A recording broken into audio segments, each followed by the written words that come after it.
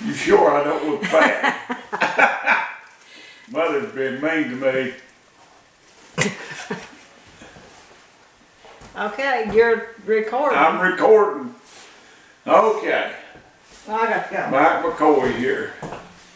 Same old ugly me, different location. We're over here at Chad's house. And I'm just going down memory lane. Seems funny to say Chad's house. It's been mine for so long, but it ain't no more. And it's just odd, you know. This house meant a lot to my grandmother. My grandmother had never had inside plumbing before she moved here. The best deal she had of washing was old Norge wringer washer. And you know, to have automatic washing machines and clothes dryer and showers and inside the bathroom. I mean, she was in hog heaven. And Granny was probably 75 years old before she ever got to enjoy this. And I'm eternally grateful for my aunt for building it for her. And Granny got to enjoy it from 72 till about 89. She died in 89, I think. And I just lived here from 72 till 76. And it never did seem like home. Man, I don't think it ever really seemed like home to Granny. Granny was so happy to get this, and it wasn't hers, it was my aunts and uncles.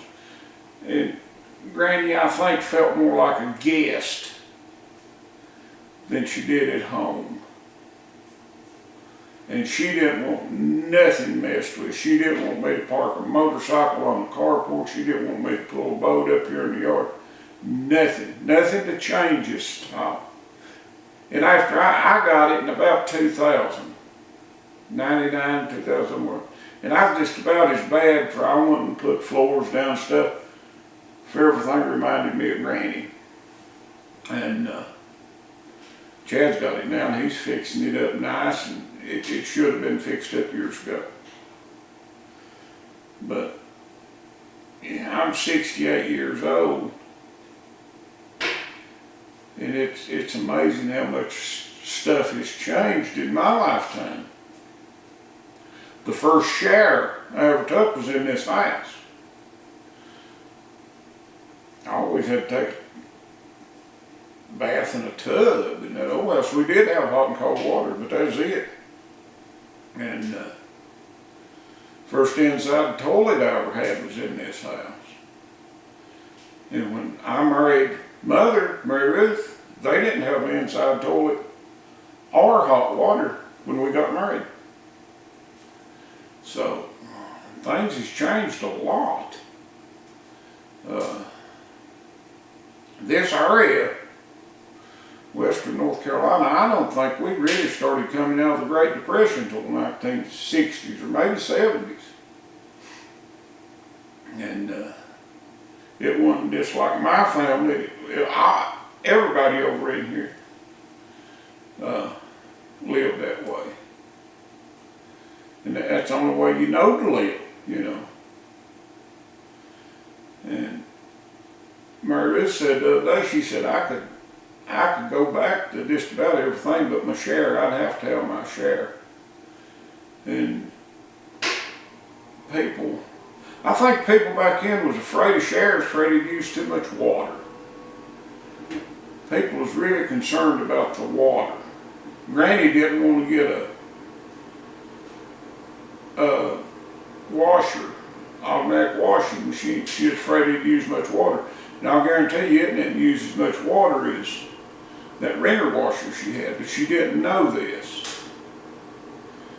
And like I bought a 67 Ford Fairlane when I got old enough to buy a decent car, and it had air conditioning, and I wouldn't run the air conditioning because I was afraid it'd burn more gas. And come to find out later on in life, you'll burn less gas with the air conditioner on the windows rolled up than you will with the windows rolled down, no air conditioner. And that was a mentality back then.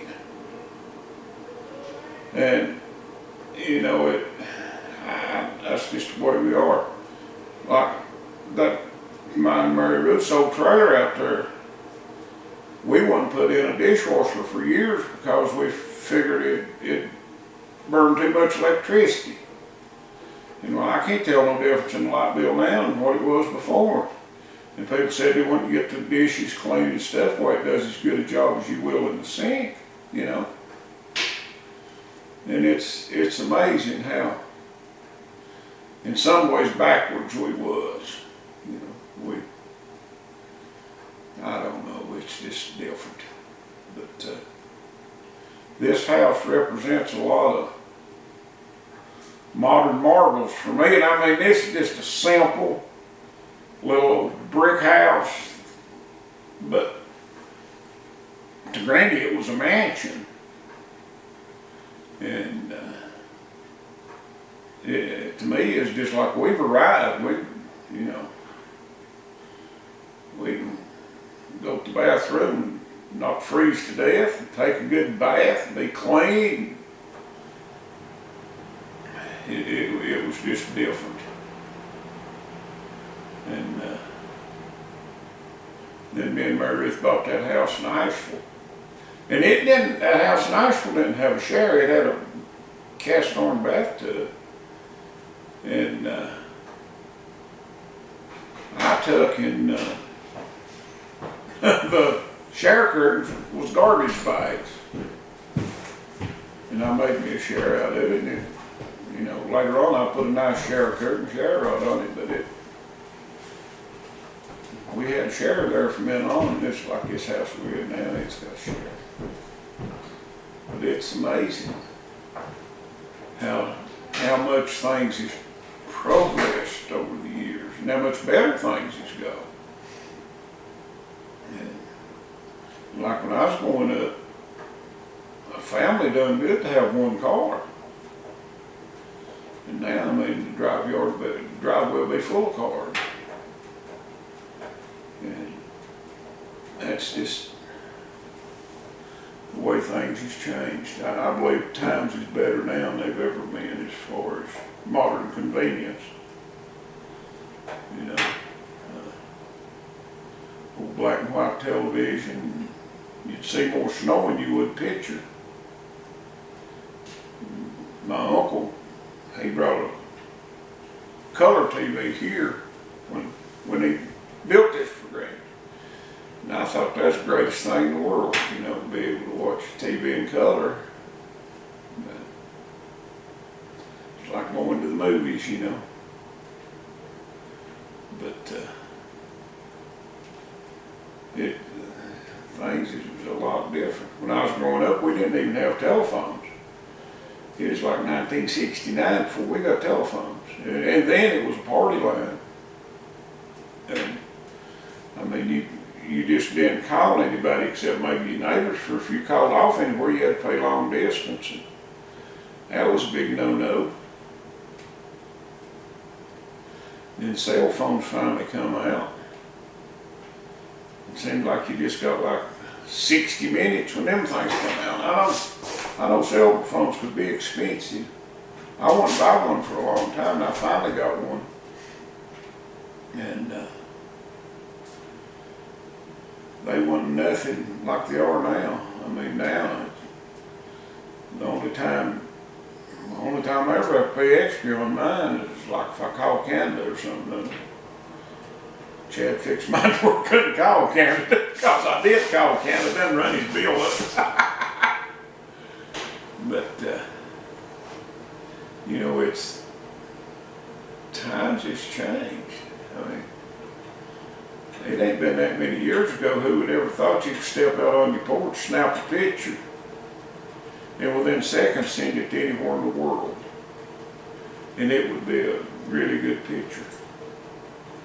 I can remember them Winston-matic cameras come out. I guess every man in the country took a picture of his wife naked, if the truth is known. because you couldn't do that with a Kodak. They wasn't available. It'd kick them out or something. I don't know. It's too risky. But times has changed. You know, a telephone hanging on the wall. It rung, you didn't know who was calling you, and now you can look at it and see who's calling you and know if you want to answer it or not. But there wasn't no such thing as telemarketers back then. Usually if somebody is calling you, it's a real person on the other end. And speaking of phones, me and a buddy of mine figured out, like on these party lines, you could dial, like our number was 689-6877.